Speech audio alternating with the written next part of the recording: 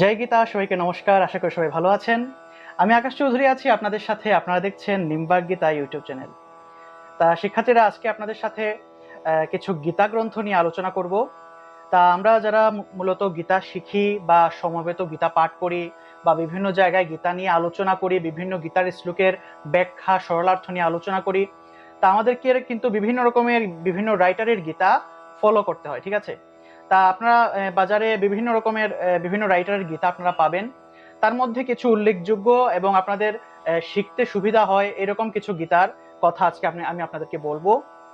তা মূলত আমরা যখন গীতা পাঠ করি বা গীতা আলোচনা করি, মূলত গীতা শেখার ক্ষেত্রে আমাদেরকে এক ধরনের গীতা ফলো করতে হয়। গীতা পাঠের জন্য যখন আমরা গীতা পাঠ করব, গীতা পাঠের ক্ষেত্রে সমবেত পাঠের ক্ষেত্রে আমাদেরকে আরেক ধরনের গীতা ফলো করতে হয়। যখন আমরা গীতা কোনো একটা গীতার শ্লোক বুঝতে যাব, অর্থাৎ গীতার আলোচনা, গীতার ব্যাখ্যা যখন আমরা বোঝার চেষ্টা করব, তখন আমাদেরকে আরেক ধরনের গীতা ফলো করতে হয়, ঠিক আছে? এই সব কিছু কিন্তু আপনারা একটা গীতায় পাবেন না। আপনারা এক এক ধরনের গীতা এক একটা কাজের জন্য একদম বেস্ট। তা মূলত আপনি যদি গীতা শিখতে চান, মনে করুন যে আপনি একদম নতুন অবস্থায় আছেন, সেই ক্ষেত্রে আপনাকে উচ্চারণগুলো শিখতে হবে, গীতার পদচ্ছেদ, গীতার যে শ্লোকগুলোর পদচ্ছেদগুলো ভালো করে জানতে হবে, কিভাবে পদচ্ছেদ হয়ে থাকে। তারপরে গীতার ছন্দগুলো শেখার জন্য এবং অষ্টাক্ষরী ছন্দ, একাদশ অক্ষরী ছন্দ, এরকম বিভিন্ন ছন্দ শেখার জন্য আপনার এক ধরনের বিশেষায়িত এক প্রকারের গীতা আছে, এবং এই গীতার রাইটার হলেন শ্রী গৌরচন্দ্র বর্মন, ঠিক আছে? আপনারা যদি গীতা শিখতে চান, মনে করুন যে গীতার শ্লোকগুলোর শুদ্ধ উচ্চারণে আপনি পাঠ শিখতে চান, সেই ক্ষেত্রে আপনারা এই গীতাটা ফলো করতে পারেন। এই গীতাটা হলো শ্রীমদ্ ভগবত গীতা শ্রী গৌরচন্দ্র বর্মন, এটা রাইটার হলেন গৌরচন্দ্র বর্মন। এছাড়া আরেকটা গীতা আছে, শুদ্ধ ধ্বনি গীতা একটা আছে, শুদ্ধ ধ্বনি। সেই গীতাটা অনেক ভালো, সেটাও আপনার শেখার জন্য অনেক সুবিধা। এছাড়া আরেকটা গীতা আছে জয়দয়াল গোয়েন্দকার একটা গীতা আছে, এটা মূলত ভারতে পাওয়া যায়। জয়দয়াল গোয়েন্দকা, আপনারা এখানে স্ক্রিনে ছবি দেখছেন, তা ওই স্ক্রিনে দেওয়া ছবি থেকে আপনারা এই গীতাটা কালেকশন করতে পারেন। এটা মূলত ভারতের বিভিন্ন বড় বড় লাইব্রেরিতে আপনারা পেয়ে যাবেন। এটা হলো জয়দয়াল গোয়েন্দকা, ঠিক আছে? আর বাংলাদেশে যারা আছেন, আপনারা মূলত এই গীতাটা ফলো করতে পারেন, গৌরচন্দ্র বর্মন। এছাড়া শুদ্ধ ধ্বনির গীতা, সেটাও ফলো করতে পারেন। এগুলা মূলত শেখার জন্য অনেক সুবিধা হবে আপনাদের, ঠিক আছে? এছাড়া যদি আপনারা সমবেত পাঠ করেন, মনে করেন যে আপনি গীতা পাঠ করবেন একসাথে কোনো একটা শ্রাদ্ধ অনুষ্ঠানে অথবা কোনো একটা পুজোতে, আপনি অনেকে মিলে একসাথে সমবেত পাঠ করবেন, ঠিক আছে? সেই ক্ষেত্রে আপনারা এই গীতাটা ফলো করতে পারেন, ঠিক আছে? এটা হলো উদ্বোধন কার্যালয়ের একটা গীতা। এটা মূলত কলকাতায় পাওয়া যায়। কলকাতা থেকে বাংলাদেশেও আসে, বাংলাদেশেও বিভিন্ন লাইব্রেরিতে আপনারা পাবেন, রামকৃষ্ণ মিশনে গেলে আশা করে পাবেন এগুলা। তা এই গীতাটা মূলত, এই যে গীতাটা আছে, এই গীতাতে মূলত এই যে এইভাবে বড় বড় করে অক্ষর, প্রত্যেকটা শ্লোকে এরকম বড় বড় করে অক্ষরে থাকে, যার ফলে আপনারা যদি সমবেত পাঠ করেন, অর্থাৎ একসাথে মনে করেন যে কোনো একটা অধ্যায় সম্পূর্ণ পাঠ করবেন বা সম্পূর্ণ গীতাটা পাঠ করবেন, একসাথে সবাই মিলে পাঠ করতেছেন সমবেত হয়ে, সেই ক্ষেত্রে আপনারা এই গীতাটা ফলো করতে পারেন, ঠিক আছে? এটা হলো উদ্বোধন কার্যালয়ে লেখা আছে, পাবেন, ঠিক এইভাবে এই গীতাটা থাকে। এই গীতাটা আপনারা ফলো করবেন। এছাড়া যদি আপনারা কোনো মনে করেন যে কোনো একটা গীতার শ্লোক বুঝতে চান, অর্থাৎ গীতার আলোচনা আপনারা বুঝতে চাচ্ছেন, গীতার ব্যাখ্যাগুলা, প্রত্যেকটা শ্লোকের ব্যাখ্যাটা ভালো করে বুঝতে চাইছেন, সেই ক্ষেত্রে আপনারা মনে করেন যে একটা গীতা আছে, এটা হলো সাধন সঞ্জীবনী গীতা, ঠিক আছে?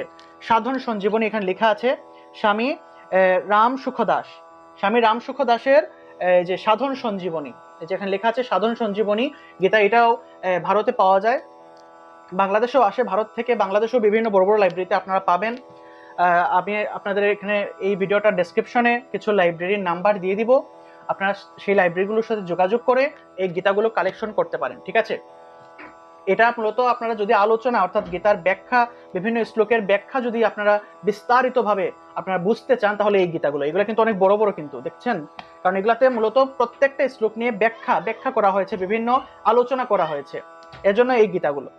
এছাড়া আছে আরেকটা গীতা, এই গীতাটাও ভালো আছে ব্যাখ্যা শেখার জন্য। এটা হলো শ্রী রামদয়াল মজুমদারের এই গীতাটা, রামদয়াল মজুমদারের, এটাও অনেক বড় একটা গীতা।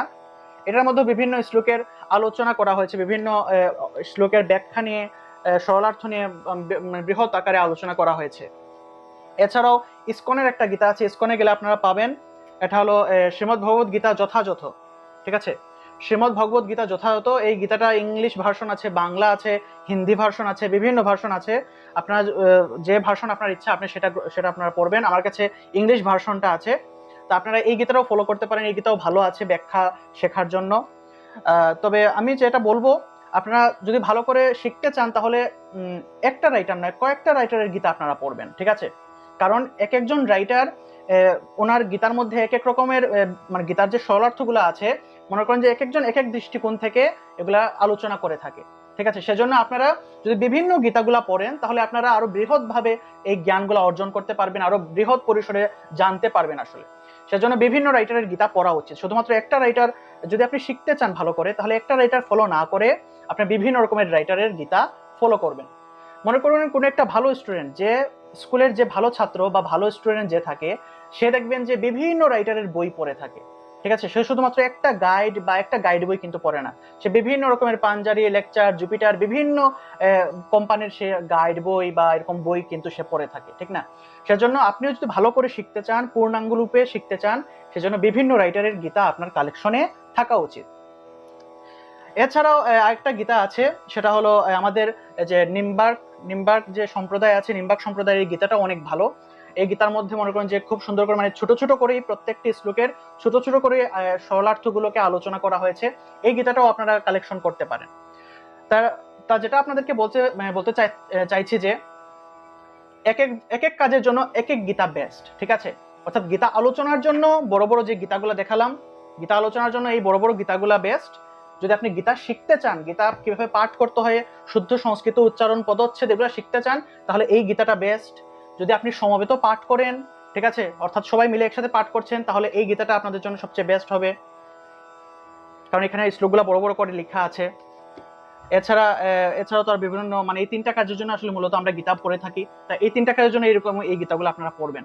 এছাড়াও আরো বিভিন্ন রাইটারের অনেক ভালো ভালো গীতা আছে, সেগুলো আপনার সংগ্রহ, যত বেশি গীতা আপনি সংগ্রহ করতে পারবেন, যত বেশি গীতা, বিভিন্ন রাইটারের গীতা আপনি ফলো করবেন, তত বেশি আপনি মানে আপনি জ্ঞান অর্জন করবেন, আপনার জ্ঞানের পরিধি তত বেশি বাড়বে, ঠিক আছে?